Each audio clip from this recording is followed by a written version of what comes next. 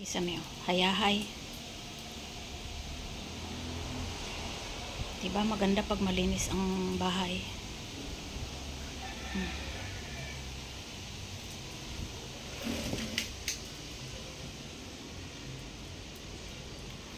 Ayan, katulad niya, nakaupo.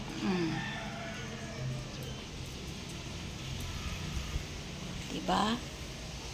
Nangupit na naman ng pagkain ni Siopaw itong si Siopaw. Ba't mo kinalat yung pagkain mo?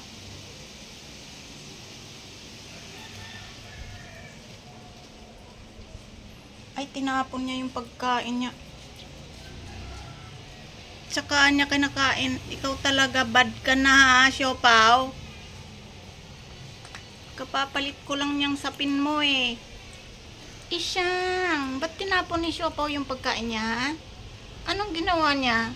Bad naman talaga yan si Siopaw, oh. Sige, kainin mo yan. Ubusin mo. So, ayan guys. Tips ko lang.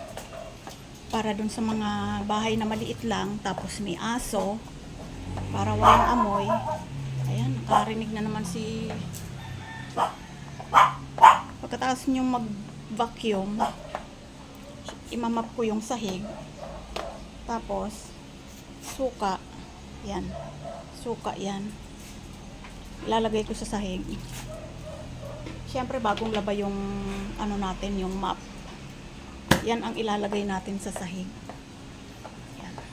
Yung pinaka final na banlaw ng sahig, lagyan natin ng suka. Para mawala talaga yung amoy. Yung mga pupo nila, kung nagpupo sila sa sahig, kung nagwiwi, yan, mawawala ang amoy niyan. Tapos, iwas langgam pa. Ayaw ng langgam ang ano eh, suka eh. Yan, hiningal na ako. Kasi after kong mag-vacuum, nag-mop naman ako ng basa.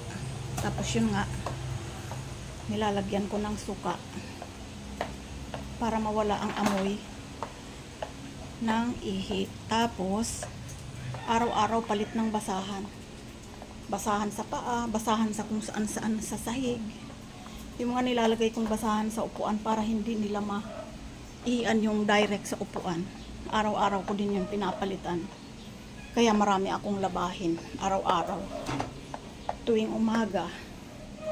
Yan, kahit na gutay-gutay na yung aming sahig at hindi pa namin mapagawa ang aming kubo, tiyaga-tiyaga lang. Yan. Maraming nagsasabi pag pumupunta dito walang amoy aso. Hindi raw nangangamoy aso. Ba't naman natin hahayaang mga amoy aso, diba? Siyempre linis-linis din pag may time. Kapag parpar na ang basahan natin, bili tayo ng bago. 300-100 yan. Mga basahan, o diba? Malinis na. After kung mabakyum ang mga ilalim. Ayan. Inuurong ko yan guys. Inuurong ko lahat yan. Para map ng suka. Purong suka ang ibinubuhos ko sa sahig guys. Para effective. Ayan o, may sapin ang upuan namin pero may sapin pa rin. Bagong palit yan. Para wala talagang maamoy ang kung sino mang pupunta, kung mayroon man, para masarap ang kanilang pag-upo, walang amoy na ano. Minsan meron sa labas yung mga pakawalang aso nangangamoy. Minsan pag may pipick up ng basura nangangamoy. Pero hindi sa loob ng bahay yon. Yan. Yan ang tip ko guys sa mga may aso. Ayan, hiningal na ako. So, ayan si Clover. Nakaihi na yan. Ayun si Choco. Yung laruan ni Siopaw na binili. Ayan, sinira na niya ng tuluyan. Ayan, wala ka ng laruan. Oh, ayan o. Yung bagong bili ni ate na laruan na yarn. Yarn. Sira na. Re-repairin ko na lang yan mamaya. Lahat ng bagong laruan gusto niya sa kanya. Yan. Hiningal ako guys. Ano, sinira mo na yan Choco, lagot ka kay ate. Yan. Itong ngat-ngatin na to guys, nilalabahan ko yan. Luma na nga lang kasi kay Axel pa to eh. Favorite niya yan ngat-ngatin. Kaso pag may bago, talagang hindi niya yan tatantanan, sisirain niya. Nakaihi na kayo ha. Clover. Kasi guys, kapag inhit ang aming mga aso, hindi talaga maiwasan na kung saan saan umiihi. Ayan o, galing na naman sa kwarto si Itim. Bagong ligo yan kahapon, bagong trim din ang balahibo. Ako nang nag-trim yan. O, poging-pogi na. Yan, diba? Pati yung sa tenga niya, na-trim ko yan. Ang hindi ko lang magawa, Clover! Ay, ang gupitan sila ng kuko. Kaya ang mga kuko nila ay para ng kuko ng aswang. Clover, huwag mo sabing pinupunas sarili mo dyan eh. Yan ang mga ugali ng mga aso guys. Masaya may alaga ng aso. Masakit din sa ulo kasi pasaway sila most of the time. Kasi para ka nag-aalaga ng hanggang 5 taong bata. Nakakalimot madalas. Pasaway madalas. Madalas din ay malambing. So, 100% naman yung kanilang mga positive na dating sa akin. Kasi sila yung aking kausap minuminuto kapag andito sa bahay 24/7.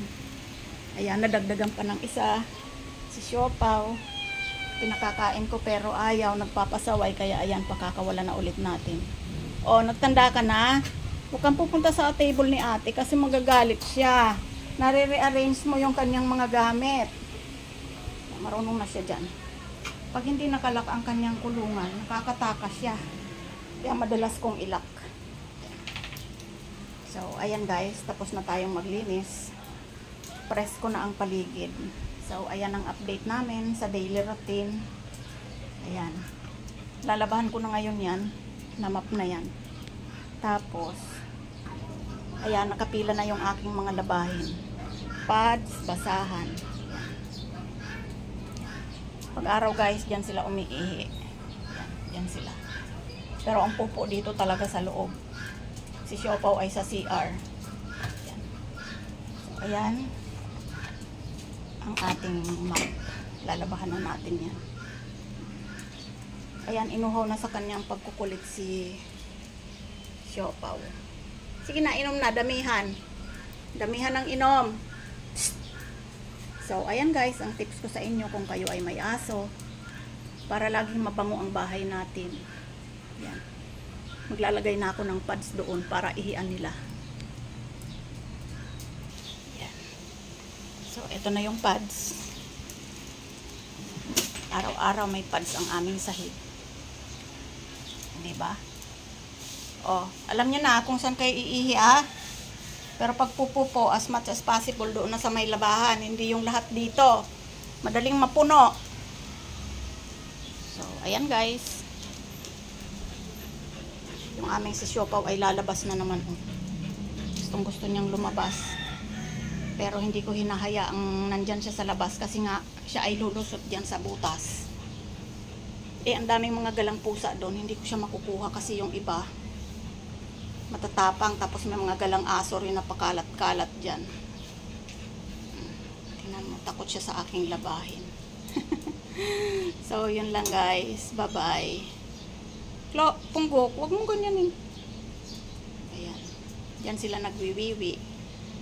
Diyan sa labas kapag araw. Pero pag gabi dito lahat sa loob.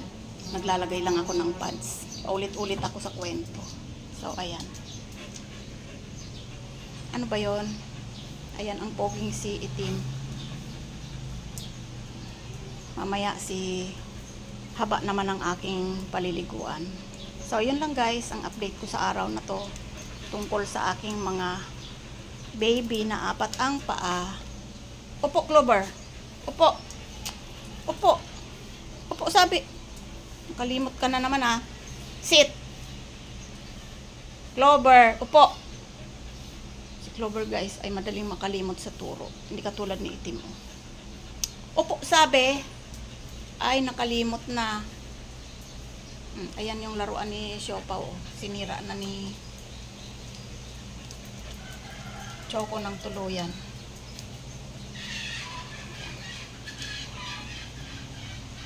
Lagot ka sa ate mo mamaya pag-gising. Sinira mo yung laruan ni Choco. So, Tim-Tim. Andiyan na siya sa ilalim mo. Tim. Babay na. Babay na sa kanila. Babay na. Babay. Babay po.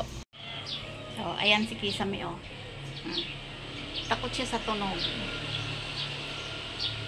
Andyan lang siya sa scratch post niya, nasira na naman, oh. Palitan na naman yung yarn. Diyan ka lang, ah. Diyan ka lang sa taas.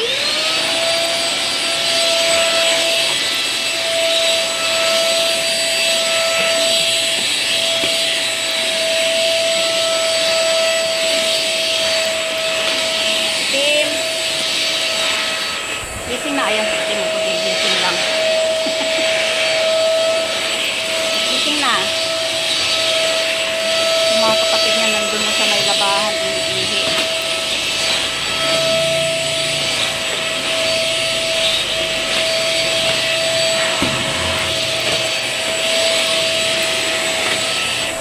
Huwag mo pinakikialaman si Kisame dyan, takot na nga siya eh.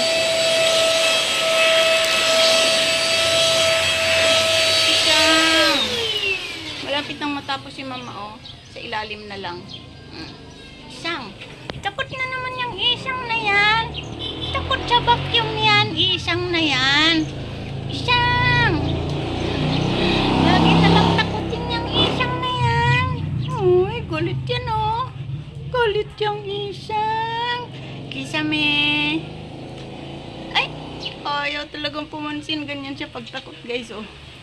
Minsan doon siya nagtatago, oh. Siyang! Tatapusin na ni mama para hindi ka na matakot. Oy, oy, oy, oy, oy! Ihi ka? Labas na rin doon. Siopaw. Anong ganap? Diyan ka talaga sa table ni ate. Diyan talaga ikaw sa table ni ate. Huwag mo yan pagkakalaw-kawin. Multuhin ka ni Axel. Oh, ayan si Axel, oh. Multuhin ka. Gusto mo yon?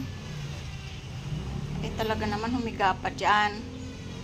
Oh, huwag mo ihuhulog yung mga laman, ha? Napunasan ko na dyan. Wala ka talagang pakian, oh, pag pinagsasabihan. Siopaw.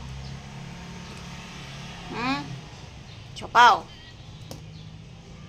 Huwag kang malikot dyan. Diyan ka lang. Diyan ka pa talaga naglinis ng katawan mo. Sobra. Grabe, no?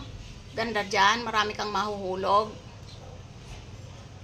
Mahuhulog mo yan. Naghahanap na naman siya ng maihuhulog, oh. Kunwari ka pa dyan, ha? Bait-baitan ka, ha?